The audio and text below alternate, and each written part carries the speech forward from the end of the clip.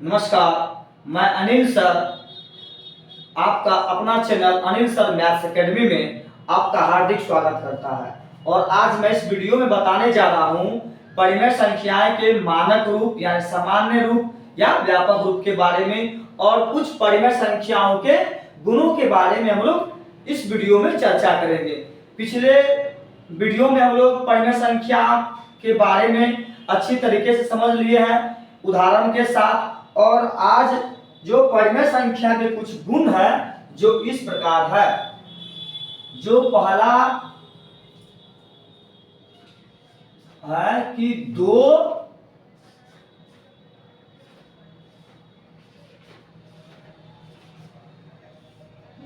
परिमेय संख्याओं का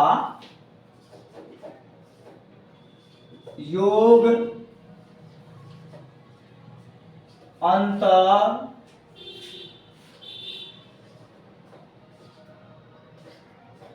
गुना तथा भाग। दो परिमेय संख्याओं जब हम लोग योग करेंगे, जोड़ेंगे, घटाएंगे, गुना करेंगे, भाग करेंगे तो भाग से प्राप्त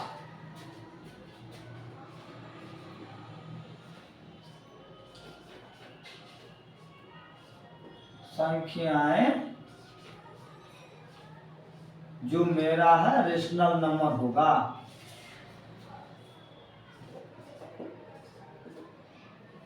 दो परिमेय संख्याओं को योग, अंतर, गुना तथा भाग से प्राप्त संख्या परिमेय संख्या होगा, से प्राप्त परिमेय संख्या होगा। ठीक, जैसे मान लीजिए एक उदाहरण में हम बता रहे हैं कि दो परिमेय पर योग कर लीजिए। एक पिछले वीडियो में परिमेय संख्या के बारे में पढ़ लिए कि कौन परिमेय कौन अपरिमेय है, कुछ भी इसका योग करेंगे हम लोग तो 2 और 3 का एलसीएम लेंगे तो 6 होगा। 2 से डिवाइड करना है 6 में, जितना भागफल निकलेगा उनके अंश से गुना करना। 2 से भागा देंगे 6 में 3 आएगा, 3 से गुना करिए तो 3 आएगा, प्लस 6 में भागा देंगे 3 से तो 2 आएगा, 2 गुना 9 18 हुआ, 9 ना 18, 18 कितना हो गया 21/6। जो मेरा ये क्या हो गया आपका परिमेय संख्या हो गया। अब यही ले लीजिए, आप अंतर कर लीजिए।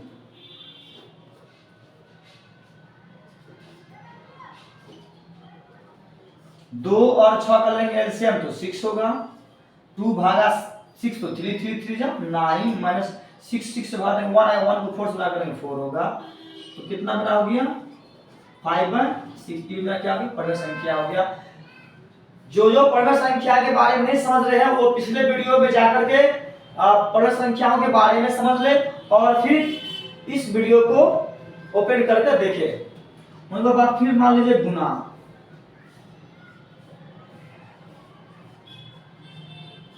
यदि कोना कोनी करता है तो काट देंगे।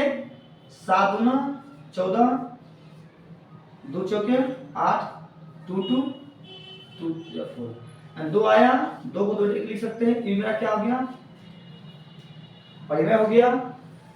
अब भाग चलते हैं 7/9 भागा 14/36। इनको फिर हम लोग जैसे भिन्न का भागा करते वैसे हम लोग भागा को गुना में कन्वर्ट करके तो उलट जाएगा ये। अब कोना कोनी कटेगा तो काट दीजिए, फिर 2 आया, 2 को थोड़े स्पीड क्या पढ़ना है। तो आप लोग कुछ उदाहरणों से समझ गए होंगे।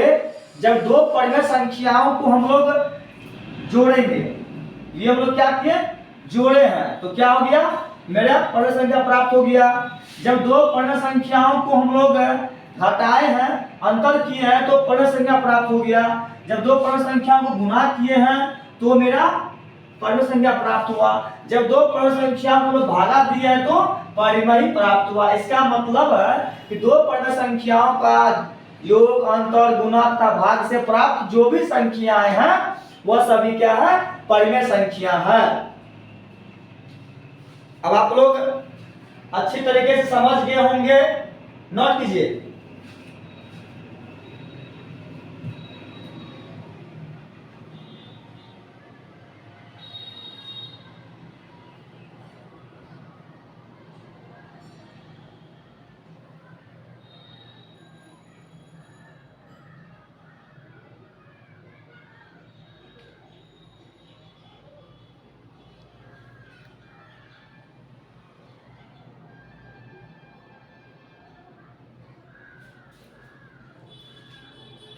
अब हम लोग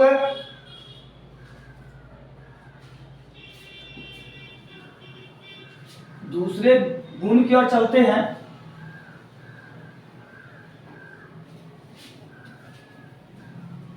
दूसरा गुण क्या है?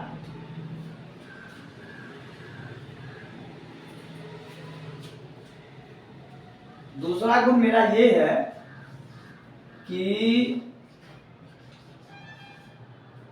सभी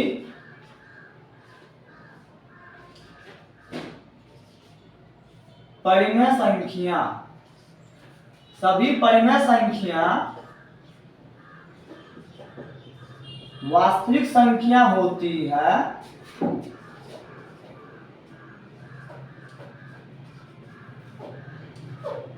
लेकिन सभी वास्तविक संख्या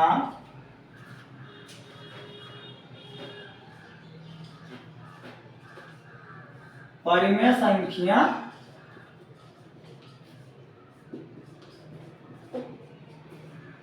नहीं होती है। अब एग्जाम्पल से हम लोग समझेंगे। जैसे मान लीजिए कि 7/9 ये आपका परिमेय है, √4/2 आपका ये परिमेय है, √9 परिमेय है, -9/8 परिमेय है। ठीक,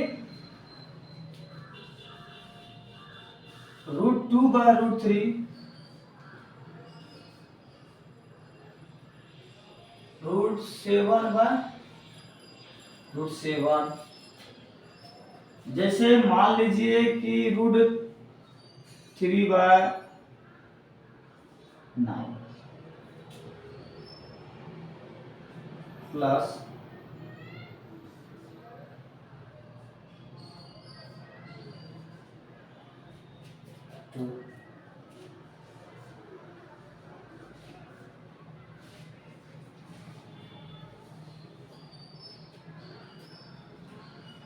एक्सेट्रा।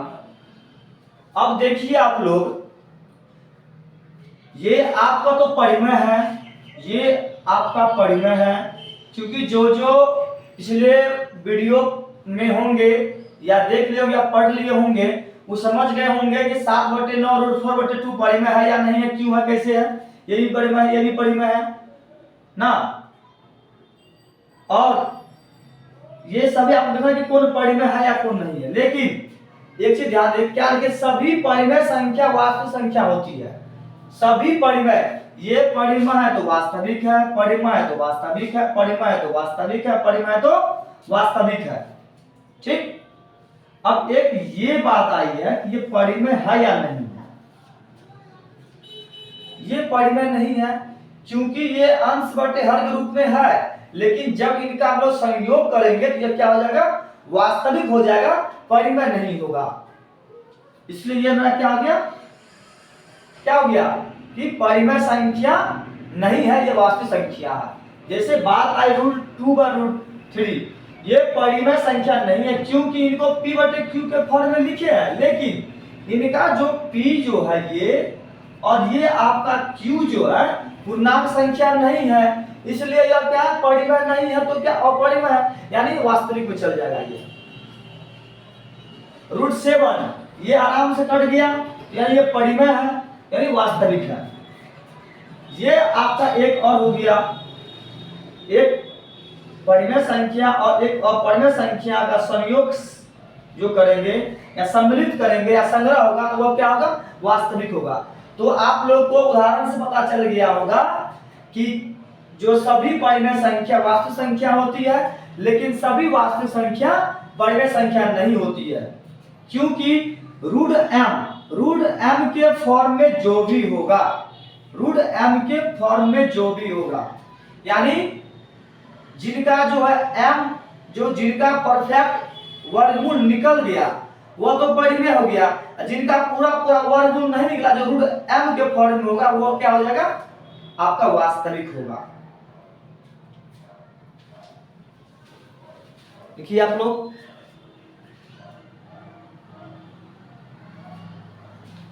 अब हम लोग तीसरा हम लोग समझेंगे।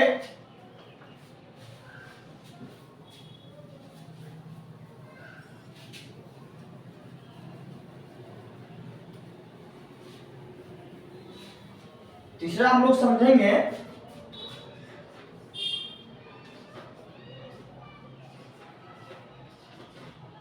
प्रत्येक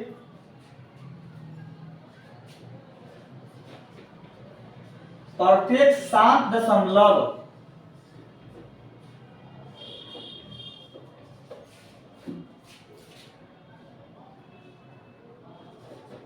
या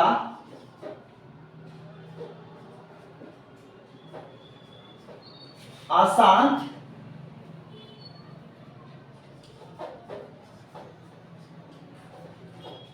आवर्ती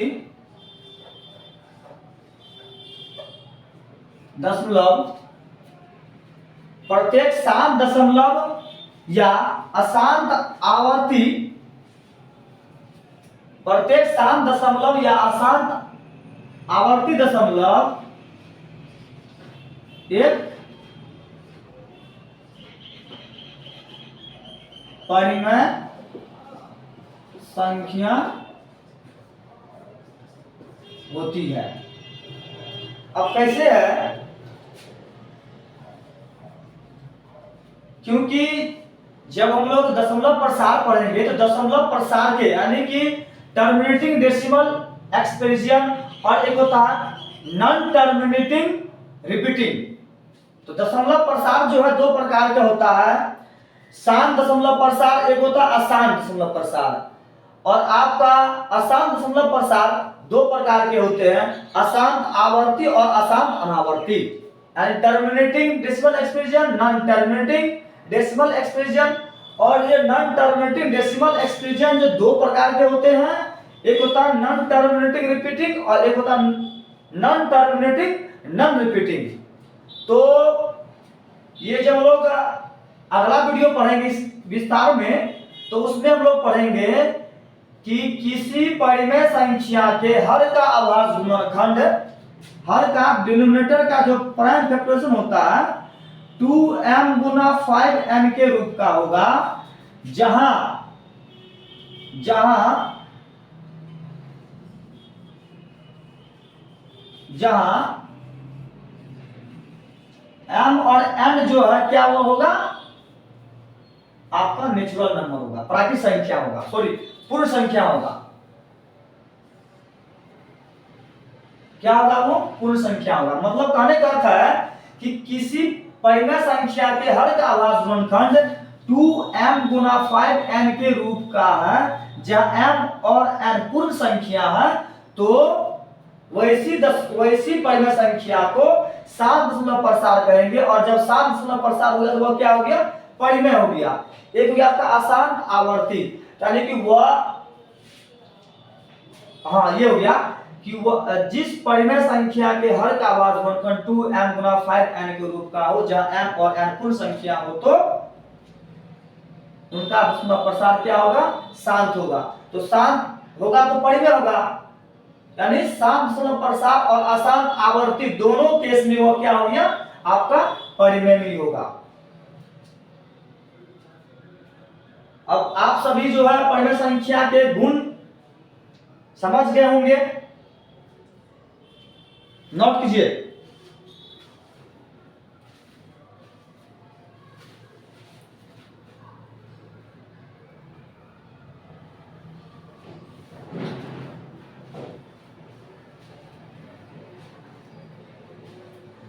अब हम लोग चलते हैं इनके मानक रूप के बारे में, परिमेय संख्या के मानक रूप।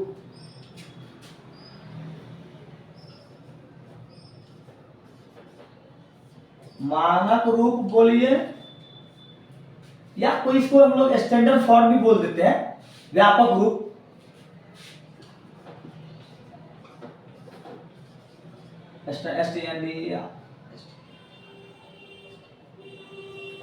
स्टैंडर्ड फॉर्म, मानक रूप। स्टैंडर्ड फॉर्म में कब होगा? जब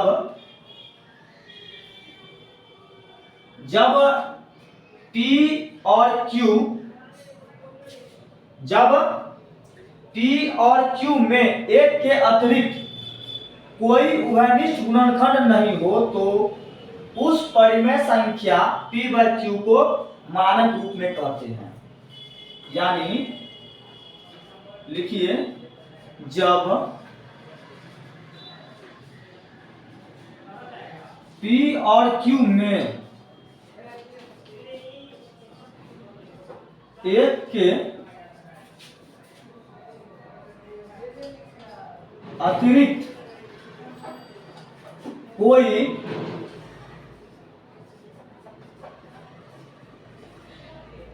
उभयनिष्ठ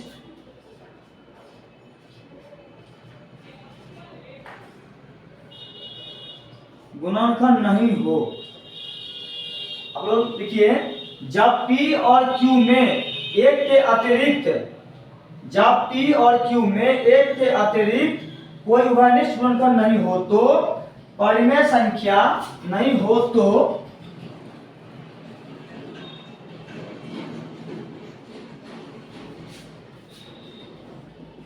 परिमेय संख्या P by Q को मानक रूप में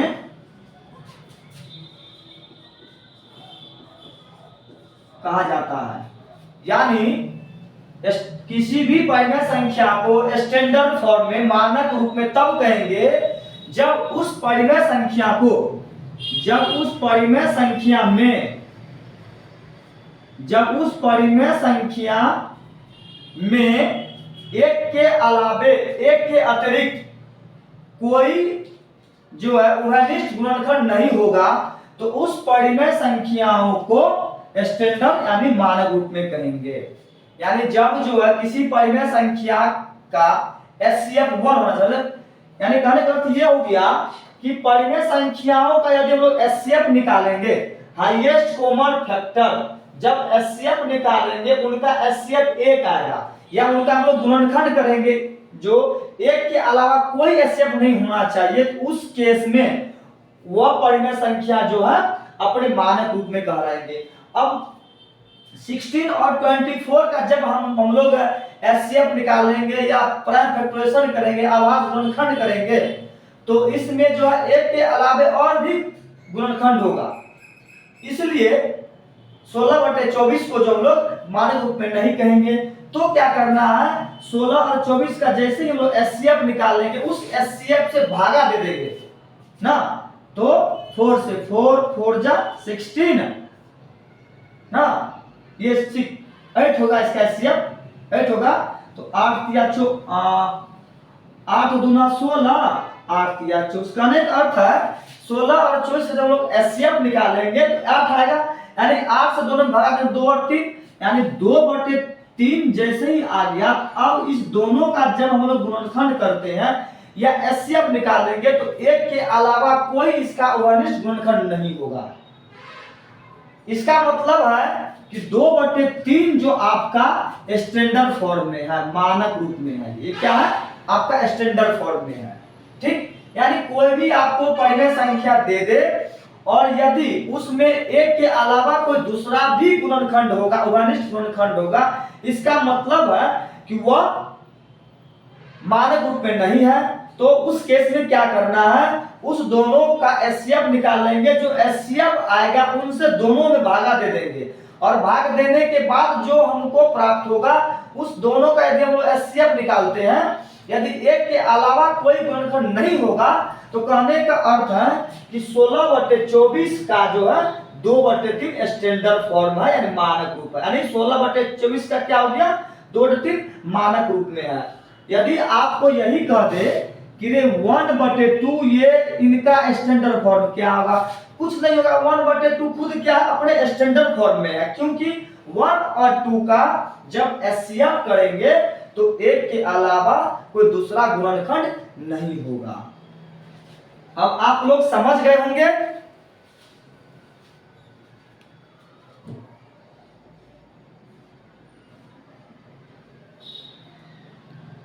थोड़ा कुछ वीडियो का प्रॉब्लम हो रहा है, इशू हो जा रहा है।